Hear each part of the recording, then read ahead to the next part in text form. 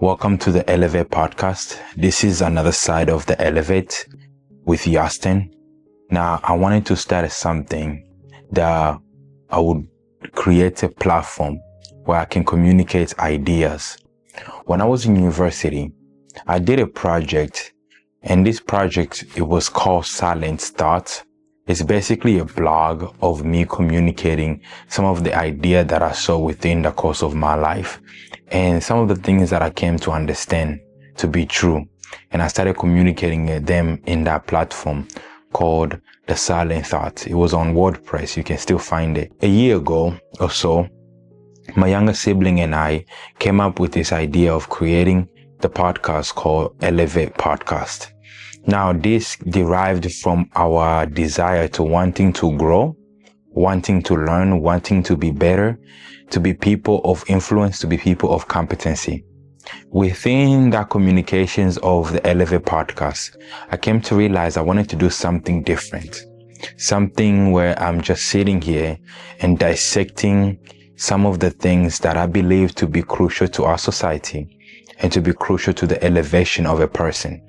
So that's what I will be doing moving forward with this Elevate podcast. On the other side of it, we'll still have our normal platform where we can communicate with people, invite people in, and still have that platform. We'll still have that. That will be an ongoing platform. But I just want to create this segment where it will be easy for me to convey some of the thoughts that I'm processing and some of the things that I believed and that will affect and impact us in a positive way. The Elevate podcast. One thing I noticed is that in order for you to grow, you have to have some set of belief systems that govern your life. Elevation is predicated on principle. What I mean by that is that when you're trying to go from one step to another, there is a principle that you need to take you from one level to the other level. That's what elevation is.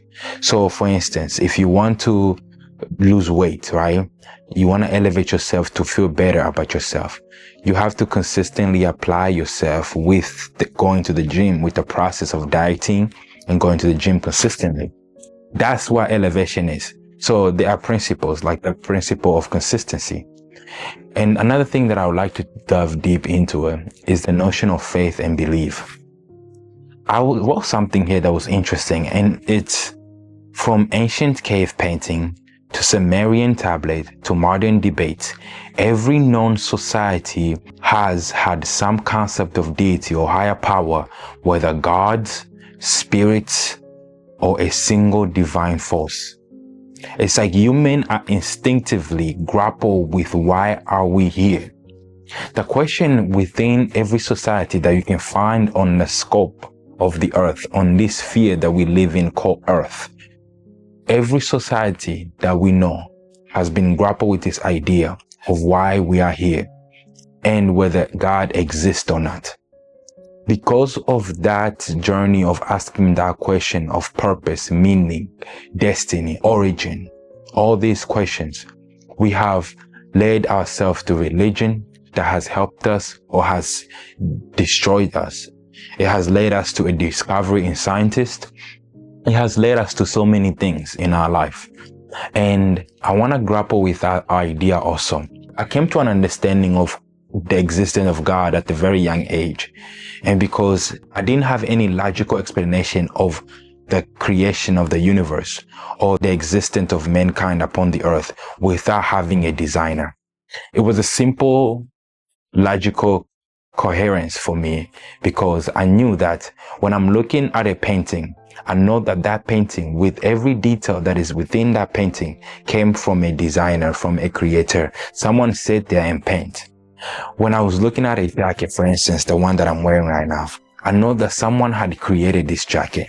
So if we can explain natures and the things that we know within our life as man-made things like the tables, the chairs, the house have been created by a human being who are the creator of those things, then I can safely say that the universe had a creator. You know, I came to know of this man named Aristotle, and he spoke something about the unmoved mover. meaning that when we talked about the causation of the universe, there must be something that had started everything. The first cause, the causation, right? The first cause, one who initiated everything. I also study about Aquinas, who talk about the infinite regress, meaning that when we look at the expansion of the universe, when we look at the human beings, we can trace them back infinitely, but that cannot be correct, because if we can trace every human being infinitely, the universe, as we know, based on the theory of Big Bang Theory, it has an origin, meaning it has a beginning. And if the universe has a beginning, it's safely to conclude that that beginning was initiated by a deity. So the infinite regress law is basically saying that we cannot keep going back in loop. We cannot keep going back and back and back. There must be the first causation, the uncreated creator, the first designer, the one who was at the beginning, the one who created time. See, the idea of the Big Bang Theory is that time, space, and matter are simultaneously collided. And we find this similitude idea being played out within the first Genesis chapter 1. Within that account, we see that in the beginning, meaning time, God created the heaven and the earth, time, space, and matter simultaneously colliding. So we see this being played out, and that's why I found the similitude. So it's difficult for me to say that everything that we see man-made has been designed by men, yet I cannot say that human beings were created by God. It doesn't make sense to me. So the conclusion that came to me was that everything that we see now, everything that we see in the universe was created by a deity, a designer, someone who had intelligence. You know, human beings are so complex. Our DNA are so complex. The notions that we know about our mind, our DNAs, our body is so complex. The universe itself is so complex. If you look at the ocean, we have not even discovered more than 5% of the ocean. So 95% of what is in the ocean right now has not yet been explored. That complexity within creation indicates that there must be a designer. There must be someone who had designed and orchestrated this. You know, the Goldilocks effect say that we are too perfect, meaning that we are too close to the sun so we don't get burned, and not too far so we don't get cold. We are just right. Everything is created so that we can be alive. Moving forward, I'll be dissecting some of those narratives that we can find in the Bible, pointing to God, pointing to the one true God who had created the universe. And I'll also be talking about elevation, what is needed in our life to elevate, to move to the next level. Stay tuned for the next part of the Elevate podcast.